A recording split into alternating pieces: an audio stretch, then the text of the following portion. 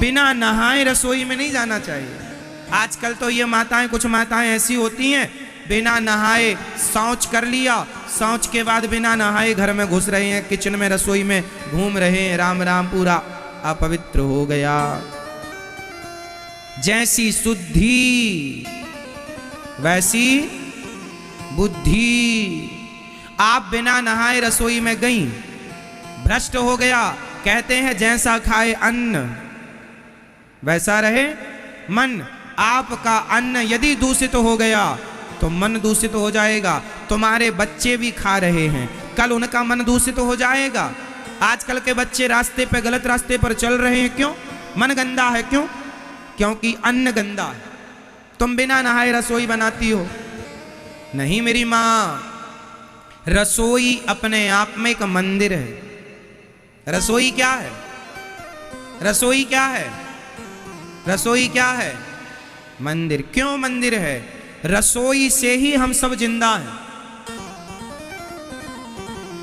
रसोई मंदिर की तरह है, इसलिए रसोई में रात में जूठे बर्तन नहीं रखने चाहिए। रात्रि को रसोई साफ सुथरी करना चाहिए, पूरा पोंछा लग जाए, एक भी बर्तन जूठा ना हो। आजकल तो काम वाली बाई आएगी तब बर्तन धुलेगी, इस चक्कर में रात भर बर्तन धरे रह जाते हैं। पहले ऐसा नहीं था। रात्रि को भोजन बना, बर्तन धुल के बिल्कुल साफ सुथरी होकर रसोई, क्योंकि रसोई अपने आप में मंदिर है। लक्ष्मी का, अन्नपूर्णा माँ का रसोई में वास होता है। तो रसोई में आप शौच करके आए हैं और घुस गए। यहाँ तक कि आपके बच्चे, आपके पति, आप सभी लोग गृहस्थी ध्यान दो, आप सब लोग लघु शंका जाया करो तो 4 कुल्ला किया करो, हाथ मुंह धोला करो, तब शुद्धि होती है। आप लघु शंका गए और हाथ मुंह नहीं धोला तो आप अशुद्ध हैं। और शौच करने के बाद तो नहाना चाहिए। पूरा ना नहाओ तो अर्ध स्नान कर लो, कपड़े गीले कर लो वो सारे जो पहनकर शौच के लिए गए थे, है ना, और फिर शुद्ध होके फिर रसोई में जाओ। बच्चों को भी यही संस्कार दो, क्योंकि आज अशुद्धि के कारण बुद्धि बिगड़ गई। पहले के लोग बड़ा ध्यान रखते थे इस बात का, इसलिए पहले बलात्कार जैसी घटनाएं कहीं नहीं सुनने को। आज के 50 साल पहले कोई बलात्कार जैसा शब्द ही नहीं जानता था। क्यों जी? पहले के लोग नहीं जानते थे कि ये लड़का लड़की का क्या। आजकल तो ये लोग लड़का लड़की अपनी नजरों से बातें कर लेते हैं, इतने एडवांस हो गए हैं। पहले इतना एडवांस नहीं था जमाना। पहले विचारों की शुद्धि ज्यादा थी। पहले लोग विचार से शुद्ध थे। पहले गांव की लड़की चाहे दिन में जाए रात्रि को जाए सुरक्षित रहा करती थी। पहले की लड़की, पहले के लड़का ऐसे नहीं कि कोई जा रहा तो उसको छेड़ने लग जाए, है ना। पहले इतनी अशुद्धि नहीं थी विचारों की जितनी अशुद्धि आज है। क्यों आ गई अशुद्धि? खान पान अशुद्ध हो गया, रहन सहन अशुद्ध हो गया। आजकल का आदमी नहाते ही नहीं है। अब सर्दी आ गई, कुछ माताएं तो 4-4 दिन नहीं नहाएंगी, 4-4 दिन के लिए बम। ये दास अनिरुद्ध 12 महीने हम 2 टाइम स्नान करते हैं, एक सुबह और एक कथा में आने के पहले। कथा में आने के पहले भी स्नान करके ही आते हैं, बिना स्नान किए कथा में नहीं आते। इसलिए क्योंकि सब लोगों को स्पर्श करते रहते हैं, दिन में आप लोगों से मिलना मिलाना होता रहता है। तो कथा में आने के लिए, क्योंकि हम अशुद्धि में कथा सुनाएंगे तो हमारे विचार अशुद्ध हो जाएंगे। हमारे विचारों में वो अशुद्धि प्रवेश कर सकती है। हमारे विचार, हमारे थॉट, हमारी बुद्धि अशुद्ध ना हो जाए, इसलिए शुद्धि का ख्याल रखना होता है। अब कुछ लोग मानते, इससे क्या फर्क पड़ता है, मानो मत मानो, प्रभाव पड़ता है। गंदगी जहां होगी वहां मच्छर होंगे। जहां आप गंदगी में रहने लग गए, जहां आपका खान पान रहन सहन गंदा हुआ, वहां विचारों की गंदगी होगी। आपका विचार गलत जगह पर जाएगा। बोलो हाँ या ना। और आप सवेरे जल्दी नहाते हैं, पूजा पाठ कर लेते हैं, तो आप दिन भर के लिए पॉजिटिविटी से भर जाते हैं, अच्छे विचारों से भर जाते हैं। ये बातें बच्चों को बताया करो। तुम्हारे बच्चे 10 बजे सो के उठते हैं, कुछ भी खा लेते हैं जो मन में आया ना, खान पान रहन सहन। तो आज से कितनी हमारी माँ बहन बेटी भाई बुजुर्ग ज़्यादा बूढ़ा हो गया है तो आप भले ना नहाओ, हाथ पांव धुल लो, बूढ़ा बहुत ज़्यादा हो गया उनके लिए दोष नहीं, बच्चे बूढ़ों को दोष नहीं। पर बच्चे बड़े हो गए, 10-12 साल के बच्चे हो गए तो फिर उनको नहवाया करो। जब तुम शौच करने गए थे, चलो नहा के आओ, 10-12 साल के बच्चों से नियम चालू कर लो। समझदार हो गए हैं बच्चे, अब चलो नहाओ, ठीक है मेरी माँ। तो आज से कितने लोग शुद्धि का ध्यान रखेंगे? बिना नहाए रसोई में, अब कुछ माताएं बच्चों को बिना नहाए टिफिन बना देती हैं। अब सवेरे जल्दी बच्चा जाता है महाराज जी, 7 बजे गाड़ी आ जाती है।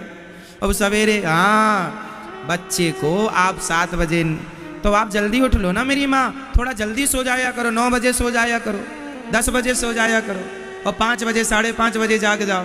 जाग जाओगी तो जल्दी नहा लो, और नहा के फिर रसोई में जाओ, बच्चे के लिए जो भी रोटी पूड़ी बनाती हो उसका टिफिन बनाओ, और बना के पहले भगवान जी का भोग लगाओ, और भोग लगा के फिर टिफिन में बच्चों के लिए प्रसाद रखा करो।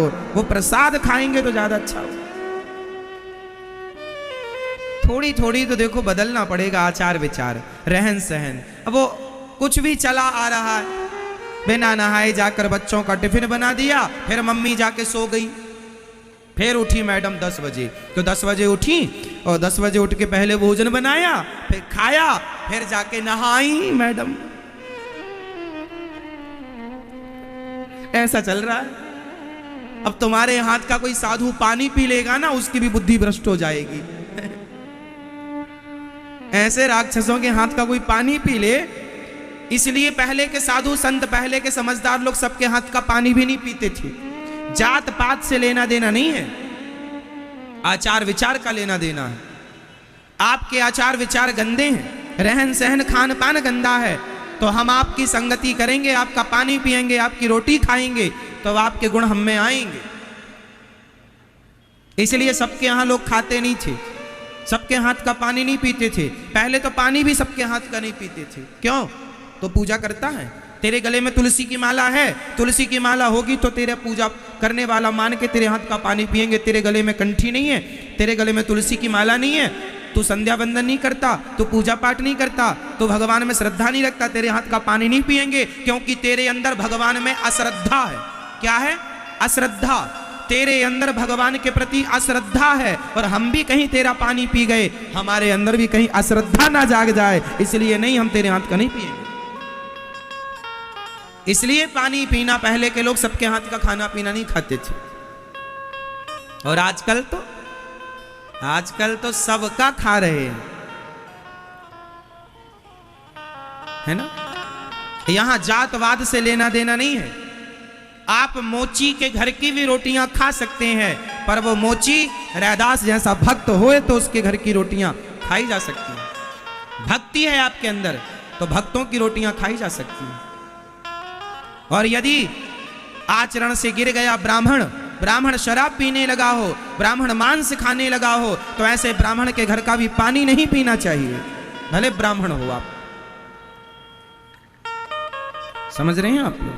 आचार विचार का पालन सबको करना चाहिए, चाहे ब्राह्मण हो, क्षत्रिय हो, वैश्य हो, शूद्र हो। ये मतलब नहीं कि तुम ब्राह्मण हो और तुम मांस खा रहे हो, शराब पी रहे हो, और तुम कहो कि हमारे घर खाओ। नहीं, तुम भले ब्राह्मण हो पर तुम आचारहीन हो, इसलिए तुम्हारे घर नहीं। आचारहीन ब्राह्मण भी पूज्य नहीं है। ठीक है मेरी मां?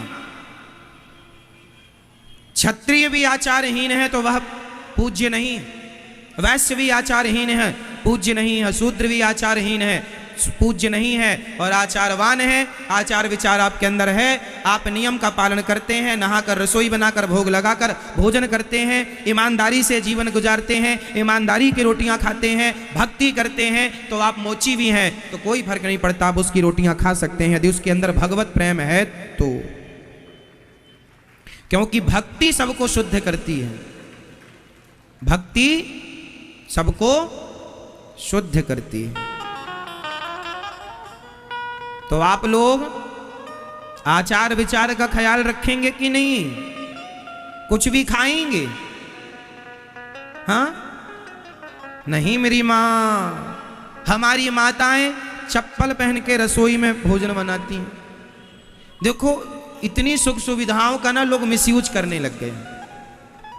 जितनी सुविधाएं मिल गई ना उतना मिसयूज। चप्पल तो चप्पल ही होती है, क्यों? चप्पल। अब आप कहेंगे महाराज जी आपको चप्पल से क्या प्रॉब्लम हो गई? ना हमें नहीं है, मैं इसका साइंटिफिक रीजन समझा सकता हूं। साइंस, चप्पल पहनने से कितना बड़ा नुकसान होता है इसका मैं साइंटिफिक कारण बताता हूं, साइंस से जुड़ा हुआ, विज्ञान से जुड़ा हुआ। सुनो, आप फेस का तार पकड़ लो, फेस का, यदि आपने चप्पल पहनकर तार पकड़ लिया है तो आपको करंट नहीं लगेगा। बोलो हां या ना। आप बिजली का तार फेस वाला आप चप्पल पहन के पकड़ लेंगे तो आपको करंट नहीं लगेगा। बताओ क्यों नहीं लगेगा? उत्तर दो फटाफट, जोर से। क्योंकि आपने चप्पल पहन रखी है। तो चप्पल पहनने से क्या हुआ? जो पृथ्वी से हमें अर्थ मिल रहा था वह अर्थ कट गया, इसलिए चप्पल पहनकर हमने फेस पकड़ा तो करंट नहीं लगा। लेकिन चप्पल उतार कर यदि आप फेस का तार पकड़ लेंगे तो मर जाएंगे अर्थ, और फेस मिल जाएगा, मर जाएंगे। आप इस बात को मानिए कि चप्पल पहनने से जो पृथ्वी से अर्थ मिल रहा था वह कट गया। उसी प्रकार जब माँ भोजन बनाती है तो नंगे पांव बनाती है, तो पृथ्वी से कोई ना कोई पॉजिटिव एनर्जी है जो माँ के हाथों से होते हुए उस भोजन में प्रवेश करती है, जिसे अर्थ कहते हैं। वो चप्पल पहनने से वो एनर्जी कट हो जाती है। तो आपका भोजन वह शक्ति प्रदान नहीं करता जो शक्ति करनी चाहिए थी। आप मान रहे हैं इस बात को? अर्थ तो कट गया ना चप्पल पहनने से, भाई करंट नहीं लगा ना आपको, तो साइंटिफिक समझ रहे हैं आप लोग। इसलिए चप्पल नहीं, आप वहां पर कुछ फट्टी बिछा लीजिए, चटाई बिछा लीजिए, दरी बिछा लीजिए। यदि आपको टाइल ठंडी लग रही है, टाइल फर्श ठंडा लग रहा है, चप्पल के अतिरिक्त भी ऑप्शन है। आपके पांव में कोई दर्द है तो आप वहां कुछ बिछा लो भैया, मोटा गद्देदार बिछा लो, पर चप्पल मत पहनो। क्योंकि कपड़े से वो कनेक्टिविटी कट नहीं होती, कपड़े से कनेक्टिविटी कट नहीं होती, पर प्लास्टिक से कनेक्टिविटी, चप्पल जिस पदार्थ की बनती है वो कट कर देता। क्योंकि प्लास्टिक तो तार में भी चढ़ा होता है, वो चप्पल लगभग प्लास्टिक की ही होती है, कुछ और चीज होती होगी उसमें, मैं उस पर नहीं जाता, पर चप्पल रबर होती है एक प्रकार की, और रबर एक प्रकार का प्लास्टिक ही है, वो अलग प्रकार का। चलो आप समझ रहे हैं? तो कितने लोग समझ गए साइंस को? इसलिए रसोई में चप्पल का प्रवेश वर्जित रखना चाहिए। भोजन में इनडायरेक्ट एनर्जी जाती है जमीन से होती हुई। बोलो हाँ, आप मान रहे हैं इस बात को? कितने लोग मान रहे हैं? सब मानेंगे। इसलिए आज से आप लोग भोजन बनाएंगे नहाकर। कितने लोग नहाकर बनाएंगे? बच्चों का टिफिन बनाएंगे तो पहले भगवान जी का भोग लगाएंगे। बिना बच्चों को प्रसाद खवाने की आदत बनाओ, बुद्धि भ्रष्ट हो जाएगी। तुम्हारी इसी हरकत के कारण तुम्हारे बच्चे बिगड़ गए। जो तुम कहती हो ना हमारा बच्चा बिगड़ गया, उसको बिगाड़ने में तुम्हारी यही लापरवाही।